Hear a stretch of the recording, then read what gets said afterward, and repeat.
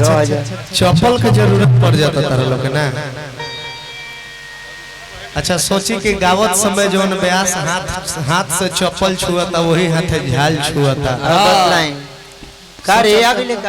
सोचा कतना बुद्धि के नेचर के हेन बरत दैया गलू का वही हाथे चप्पल छुआता वही हाथे साज बाज छुआता माइक धरता हां ई गंदा बात बा ना गंदा बात बा। चप्पल लेके हाथे हाथ धो लेता अतना हद तक उतर जी भैया लगई पानी लखा मांगता दे देती सब। मैंने चप्पल से साफ तारा घिन नहीं खाओ तो ऐसे बुझाता कि चप्पल से पुरान गहरा मित्रता हो। हाथ में चप्पल शुरू से चप्पल मिलते आवत तारा वो हमारे चप्पल उठौला है जाए भगवान हमारे चप्पल तारा के जीवन भर दे चप्पल तू माथ पर लेके ढो गाय दे चप्पल बे आसा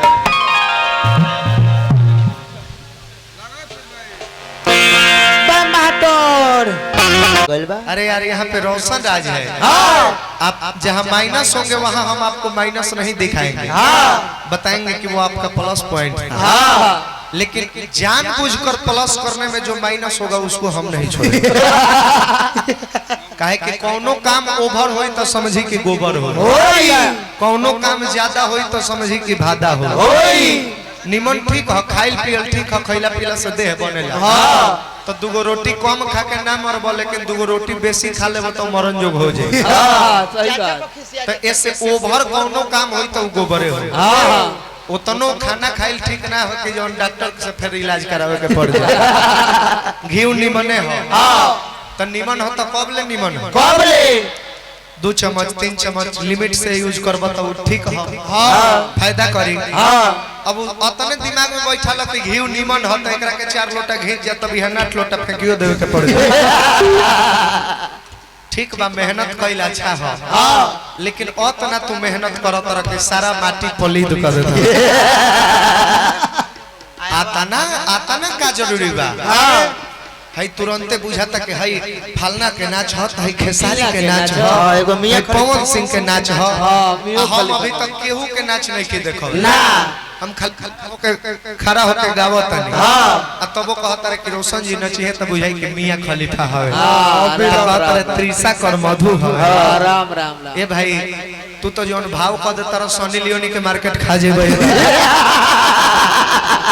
लियोनी के हां सही कहता नहीं। हाथना मेहनत कइला के जरूरी नहीं के ना मेहनत से ही सफलता ना मिले ई गलत बात बा।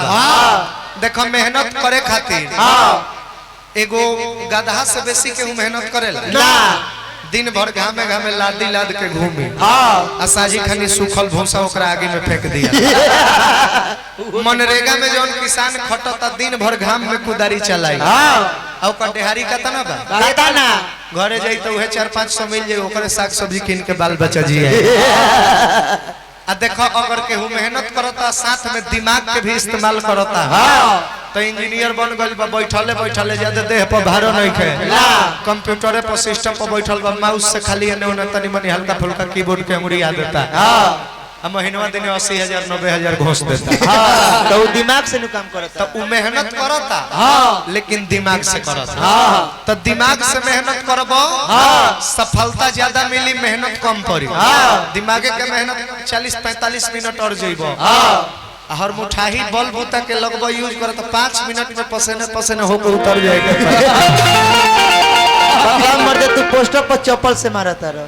हम ही अपने के कहता नहीं अगर हम ही दिमाग से ना गाई तो हमरा रात भर गावे के पूरा कूद फान गधा खानी करे लगी तो 10 मिनट में हाफ जाए के ना एकरा बाद रात भर के गए तो दिमाग यूज कइल बहुत जरूरी बा।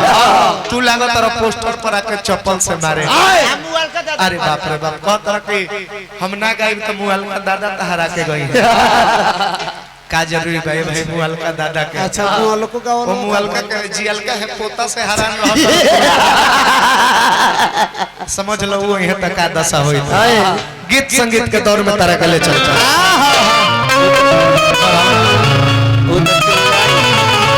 वो तो मुंह पछू